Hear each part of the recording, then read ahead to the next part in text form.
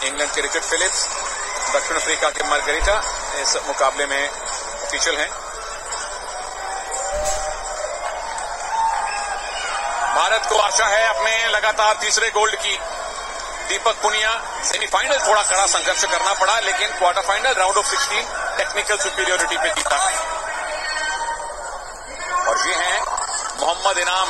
Semifinal में इनका भी कड़ा मुकाबला था। क्वार्टर फाइनल और राउंड ऑफ 16 में बहुत ज्यादा चुनौती इनको नहीं मिली।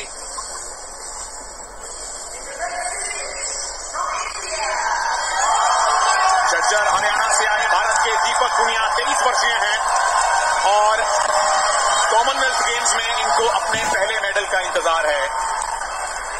इससे पहले वर्ल्ड चैंपियनशिप में सिल्वर मेडल जीत चुके हैं, जूनियर वर्ल्ड रेसलिंग में गोल्ड जीत चुके हैं, वर्ल्ड कैडेट चैंपियनशिप में गोल्ड जीत चुके हैं।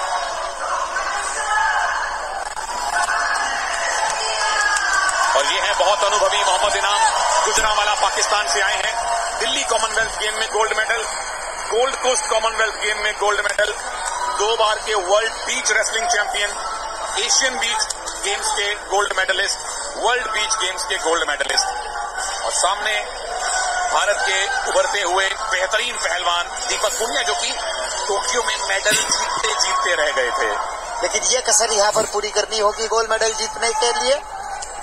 दोनों ही पहलवान तैयार। रेफरी द्वारा कुश्ती की शुरुआत कर दी गई है।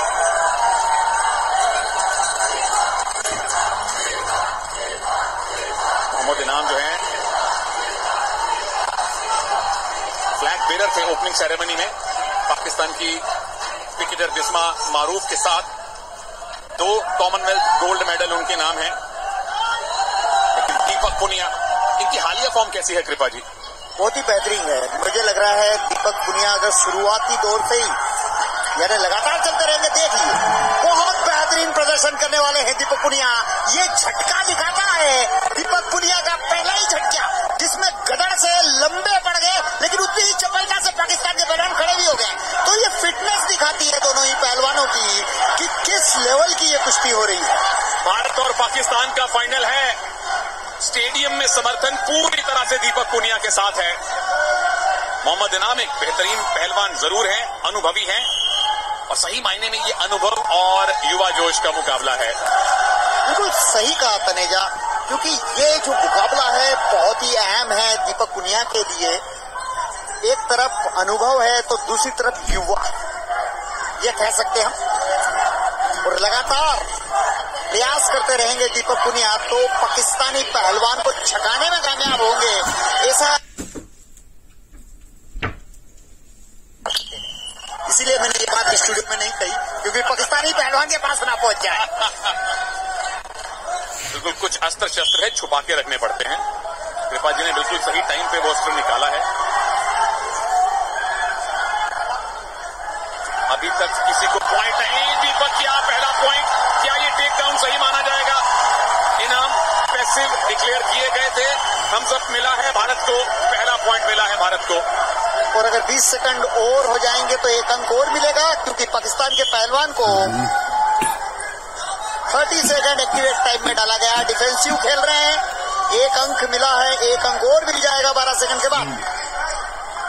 बिल्कुल, इन 8 सेकंड में अगर इनाम ने पॉइंट नहीं लिया तो वो पैसिविटी का पॉइंट भी भारत को मिलेगा। बस 3-2-1 2-0 से फिलहाल दीपक पुनिया आगे हो जाएंगे। और मैं समझता हूं ये 2 अंकों की बढ़त पर्याप्त नहीं है। दीपक पुनिया को और प्रहार करने चाहिए। शुरुआती 3 मिनट में ही अंक इतने बटोर ले कि आगे के जो 3 मिनट है उसमें भी पाकिस्तानी पहलवान के हौसला उड़ा देने चाहिए, क्योंकि स्टेमिना कम। बिल्कुल स्टेमिना दीपक में ज्यादा है, क्योंकि ज्यादा युवा है। मेडल मोहम्मद इनाम के पास ज्यादा है, लेकिन यहां से संभवतः है दीपक के अब मेडल, गोल्ड मेडल की संख्या बढ़नी शुरू होगी। देखिए विनोद कुमार ओलंपियन कोच है और कह रहे हैं अभी भी संतुष्टि नहीं है, कह रहे हैं चलाता जा, यानी खींच थका, यानी परेशान रख, जिससे कि वो स्टेमिना लूज हो, पकड़ने का प्रयास हो और कहीं ना कहीं वो देखिए लगातार वही कुश्ती लड़े जिसका हमने बात करी है तनेजा। ओहो, ये मूव किसके पक्ष में जाने वाला है? टाइम निकल चुका है, उठना पड़ेगा दोनों पहलवानों को। मुकाबला, लो स्कोरिंग फाइनल, लेकिन दीपक पुनिया ने एक करके 2 अंक बटोरे और 2-0 से आगे हैं, अपने से कहीं अनुभवी इनाम के सामने। मोहम्मद इनाम बट पाकिस्तानी पहलवान बहुत अच्छी टांग लगाई थी, लेकिन उतना ही खूबसूरती से उसकी काट की है। और ये देखिए रेड जोन से बाहर गया। यह निश्चित रूप से 2 अंक मिलने चाहिए थे, लेकिन भारतीय कोच ने भी चैलेंज नहीं किया। शायद इसलिए नहीं किया कि कुश्ती के शुरुआती दौर में ये हो गया चैलेंज लॉस ना हो, तो कहीं ना कहीं ऐसी स्थिति में चैलेंज नहीं भी करते हैं। बिल्कुल 2 पॉइंट की लीड घट के 1 की भी रह सकती थी अगर चैलेंज का फैसला दीपक के विरोध में आता तो। चलिए, भारत के फिलहाल गोल्ड मेडल हैं 8, यहां जीते तो 9 गोल्ड मेडल हो जाएंगे। स्कॉटलैंड को चुनौती देना, स्कॉटलैंड को पीछे छोड़ देगा भारत मेडल्स टैली में अगर दीपक ये गोल्ड लाते हैं तो। मोहम्मद इनाम बट के पास 2 गोल्ड मेडल हैं कॉमनवेल्थ गेम्स में, पर स्टेमिना दीपक के पास है और इनाम के चेहरे पे थकान दिखने लगी है। दीपक के पास पूरे स्टेडियम का समर्थन है। और टंगड़ी अड़ाने की कोशिश, बच गए इनाम, अनुभव है उनके पास। ये बहुत अच्छी बात है, हाथ और पैर दोनों ही चला रहे हैं लगातार और भाग रहे हैं पाकिस्तान के पहलवान, ग्रिप से भाग रहे हैं। निश्चित रूप से रेफरी द्वारा हिदायत दी गई है, ब्लू टैग द्वारा उन्हें वार्न किया गया है।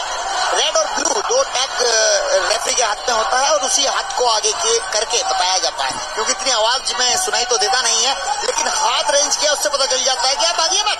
और फिर से ग्रिप बनाने की कोशिश, डिफेंस ही कर रहे हैं मोहम्मद इनाम अब तक तो। दीपक अगर बाहर ले गए तो 1 पॉइंट मिलेगा, क्या बाहर गए? जी नहीं, और काउंटर अटैक। वापस आइए, 1 पॉइंट और मिला है दीपक को, क्योंकि रेफरी के अनुसार मोहम्मद इनाम बट स्टैंडिंग पोजीशन से ऑरेंज पट्टी से बाहर निकल गए थे। पर यहाँ पे इनाम बट नाखुश नजर आ रहे हैं कि ये पॉइंट गलत दे दिया गया। हालांकि स्टैंडिंग पोजीशन से आप जोन से बाहर जा रहे हैं, तो ये कई बार प्रैक्टिस होती है, थोड़ी सी बहस कर लें और आप ऑक्सीजन कैरी कर लें। बिल्कुल, एक ब्रीदर मिल जाता है। दोनों रेसलर थके हुए हैं, क्योंकि 6 मिनट गुत्थम गुत्थी होना बहुत कठिन काम है। 9वां गोल्ड मेडल क्या भारत को दीपक पुनिया दिलवाने वाले हैं? एक अगर अच्छी ग्रिप मिल गई, एक बड़ा मूव लगा दिया तो पॉइंट्स की लीड अच्छी खासी कंसोलिडेट कर सकते हैं। इनाम ने तो अब तक कोई मूव लगाया भी नहीं है, सिर्फ बचे हैं, ग्रिप से भागे हैं। जैसे हम गांव की भाषा में बोलते हैं, देसी भाषा में, कि उसे सुस्ताने नहीं देना है। तो यहाँ दीपक पुनिया को इस बात का ध्यान रखना चाहिए।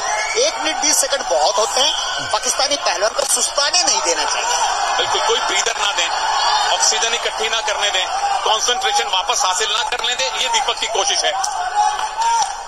लेकिन अभी भी 1 मिनट है, क्या इनाम वापसी कर सकते हैं या 9वां गोल्ड मेडल दीपक लाने वाले हैं? कृपा जी ने कहा है बिल्कुल आएगा गोल्ड मेडल, पूरा भारत कह रहा है कि गोल्ड मेडल आएगा। 3रा गोल्ड मेडल रेसलिंग में क्या दीपक इस 1 मिनट के बाद भारत को देंगे? और ये साफ नजर आ रहा है वो सुस्ताने नहीं दे रहे हैं। और तो आप देख रहे हैं कि किस तरह से सांस लेना भी मुश्किल हो रहा है, और दीपक पुनिया कोच ने जो कही है बात उसका पालन कर रहे हैं, लगातार खींच रहे हैं, थका रहे हैं। वो देखिए हाथ अड़ाकर टाइम पास करना चाहते हैं। हारता हुआ पहलवान कभी इस तरह टाइम पास नहीं करता है, लेकिन ऑक्सीजन की कमी हो जाती है तो ये स्थिति भी निर्मित हो जाती है। बहुत बढ़िया एक्सप्लेन किया आपने, और बहुत बढ़िया हमें एंगल मिला वो देखने के लिए, कैसे हाथ अड़ाया पेट पे दीपक पुनिया के इनाम ने। और इस बार दीपक बचे हैं, बस 20 सेकेंड और बाकी हैं। इनाम अब डेस्परेट हो रहे हैं कि एक मूव लगाएं, पर दीपक मूव नहीं लगाने दे रहे। दीपक के पास कंट्रोल है, दीपक पुनिया के पास भारत का समर्थन है, और अब दीपक पुनिया के पास कॉमनवेल्थ गेम्स का गोल्ड मेडल भी है।